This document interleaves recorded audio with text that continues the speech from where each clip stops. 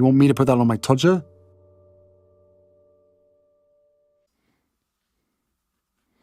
This one's wife. Montecito mansion up for sale. Hello, I'm H.G. Tudor. It's well publicised about the Sussexes living in Montecito. It gets mentioned probably every single day. And thanks to the loyal companion that is Hello magazine, we've been treated to various views of the interior. It's also popped up on some of the material that the Sussexes have released. There are some who state that they don't actually live there, that the house is empty. There are others that maintain that they don't actually own it and they're renting the property. Nevertheless, there are others that accept that they own it, having a hefty mortgage on the property, having purportedly only put down $5 million of the purchase price. Naturally, for this one's wife, she wanted a huge house, even though there's only 2, possibly 4 people living there. You include some staff, whether they live in or come and go is anybody's guess, and occasionally Doria is apparently there in the granny flat. Nevertheless, it's a huge house for so few people, and of course comes with 27,000 flushing toilets. It's quite extraordinary that there are more bathrooms than bedrooms. What's also interesting, of course, is that the Sussexes moved in without any remodelling whatsoever, that they took over the property and moved straight in. And they have lived there for some 3 years or so now. But there is a suggestion that has popped up in repeated videos that they're experiencing some form of financial distress. That is no surprise. There are significant costs associated with their day-to-day living. Their security costs are rumoured to be anywhere between $1 to $3 million a year, because after all, their safety is paramount, and that's of course also why they have to fly on private jets, even though there are plenty of successful individuals who are also well known who regularly fly commercial rather than on private jets. They also have the situation that this one's wife loves to spend on clothing and jewellery and PR puff pieces. They have all of the associated costs with having a staff, cleaning, gardening, looking after the children, etc. And all of this mounts up. And there's no income. Yes, money has been obtained from Spotify, but that's now obviously ended. Money has come in to some extent from Netflix, although it won't be the whole sum of $100 million. But there are no other deals. We don't know what Harry earns as the chimp officer at Better Up, even though that place seems to be tanking. And for this one's wife, despite her best attempts to manifest deals, so far there's been the sum total of nada, niente, nothing. It does look a somewhat perilous situation. There have been rumours that they're $28 million in debt. And it's clear that they're living above their means. And this has been something that's been picked up on X by somebody called Teresa Longo Fans, who has stated, "The house may go back on the market soon. Based on the projections of a major Hollywood financial analyst, we had to do a case study on this one's wife and Harry. Speculation is when that happens, the spin will be that they need more privacy.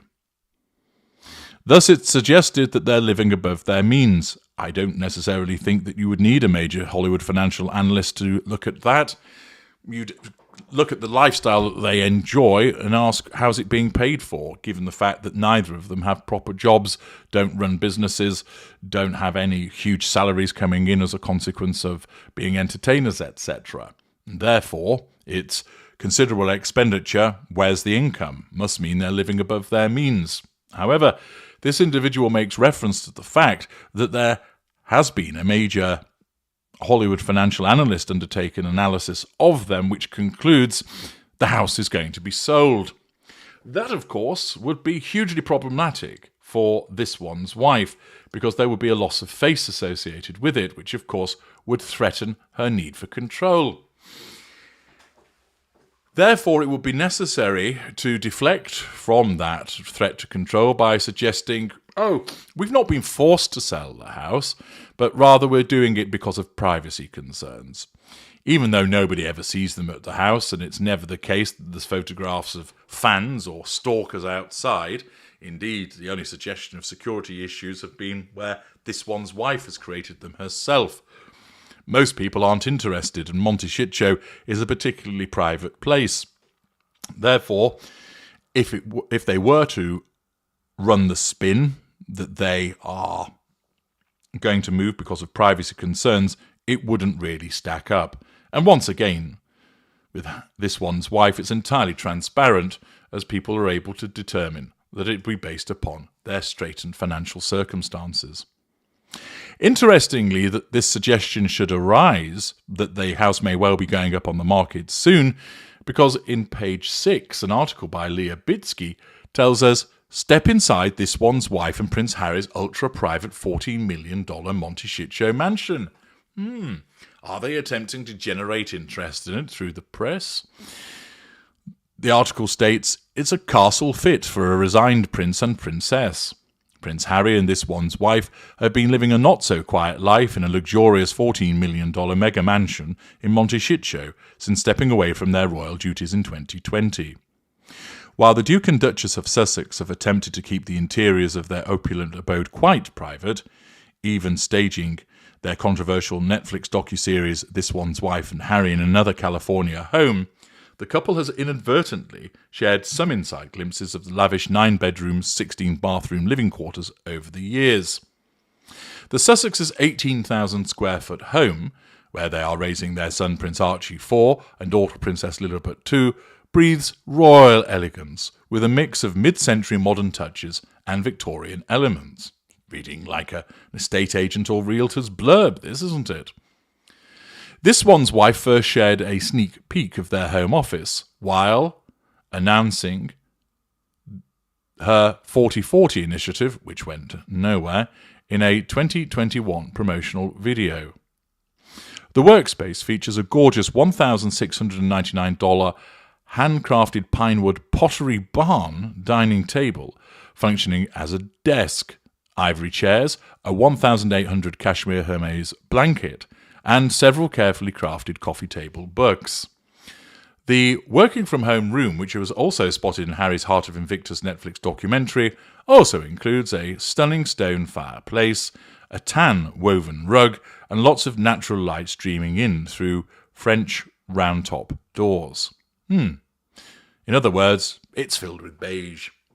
Views of the Sussex's many marvellous rooms were shared in photos during the This One's Wife and Harry limited series.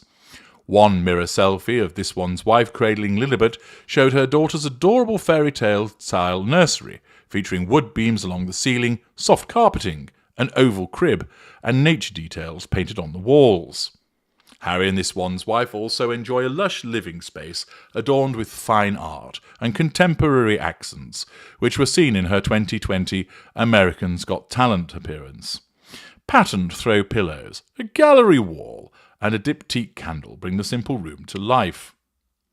Their home is also filled with greenery and flower bouquets, adding pops of colour and dimension to their mainly monochromatic themes. Of course, the outside of their mansion is just as lush as the inside.